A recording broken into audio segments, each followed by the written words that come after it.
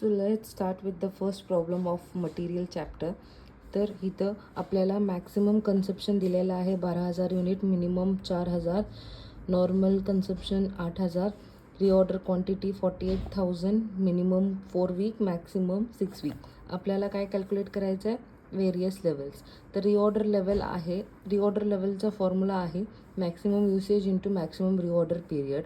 आता इथं maximum usage आणि मॅक्सिमम कन्झम्पशन म्हणजे दोन्ही एकच. तर इथं मॅक्सिमम युसेज आणि की आपण किती युटिलाइज केले 12,000 युनिट, आणि मॅक्सिमम रिऑर्डर पिरियड ज्याच्या आत आपल्याला रिऑर्डर करायचं आहे ते आहे इथं दिल्याप्रमाणे 6 वीक्स. 12,000 इंटू 6 वीक्स आपल्याला 72,000 युनिट्स झाले की आपल्याला रिऑर्डर लेवल आहे, रिऑर्डर करायचे आहे. नेक्स्ट फॉर्म्युला आहे मॅक्सिमम लेवल. मॅक्सिमम लेवलचा फॉर्म्युला आहे reorder level minus minimum usage into minimum reorder period and reorder quantity into minimum reorder period and reorder quantity. तर इथं रिऑर्डर लेवल आता मगाशीच आपण फाइंड आउट केलं 72,000, आणि मिनिमम युसेज क्वेश्चनमध्ये दिलेला आहे 4,000, आणि मिनिमम रिऑर्डर पीरियड आहे 4 वीक. तर प्लस रिऑर्डर क्वांटिटी परत आपण किती क्वांटिटी रिऑर्डर करू शकते 48,000. तर ह्या फॉर्म्युलाच्या हिशोबानं आपल्याला सगळं फिलअप करून घ्यायचं आहे. Reorder level 72,000 minus minimum usage 4,000 into 4 plus reorder quantity as per given in the question 48,000 आहे.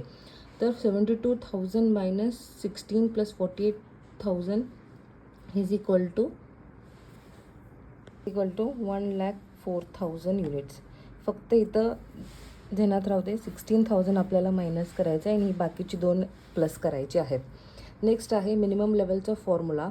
किती मिनिमम लेवलपर्यंत आपण स्टॉक मेंटेन करू शकतो, आणि की ह्या ही मिनिमम लेवल आहे, ह्याच्यापेक्षा आपल्याला जास्त कमीत जायचं नाही. कमीत कमी ह्या लेवलवर आपल्याला रिऑर्डर करायचं आहे.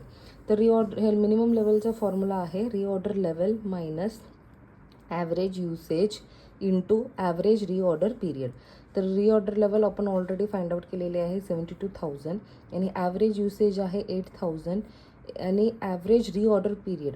आता ॲव्हरेज युसेज आपल्याला इथं दिले, नॉर्मल युसेजलाच आपण नॉर्मल युसेज और त्याला ॲव्हरेज युसेज म्हणून कन्सिडर करू शकते. ते दोन्ही सेमच आहे 8,000, आणि फक्त इथं आपल्याला ॲव्हरेज रिऑर्डर पीरियड दिलेले नाही आहे. तर आपण इथं काय करायचं आहे, मॅक्सिमम रिऑर्डर पीरियड जी आहे आणि मिनिमम रिऑर्डर पीरियड जी आहे त्याचं ॲव्हरेज काढायचं आहे.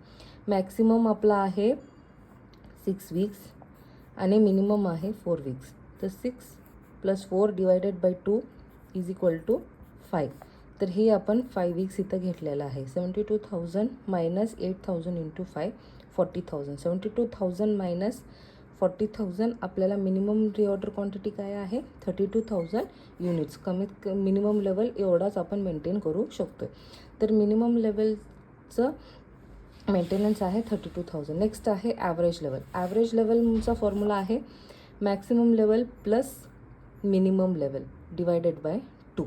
आता मॅक्सिमम लेवल आपण इथं फाइंड आउट केले 1,04,000, आणि मिनिमम लेवल आहे 32,000. त्याचं ॲव्हरेज तर येते 68,000. सो ॲव्हरेज लेवल तुम्ही किती मेंटेन करू शकता 68. तर आपल्याला ॲव्हरेज लेवलसाठी अजून एक फॉर्म्युला आहे minimum level plus half of reorder quantity.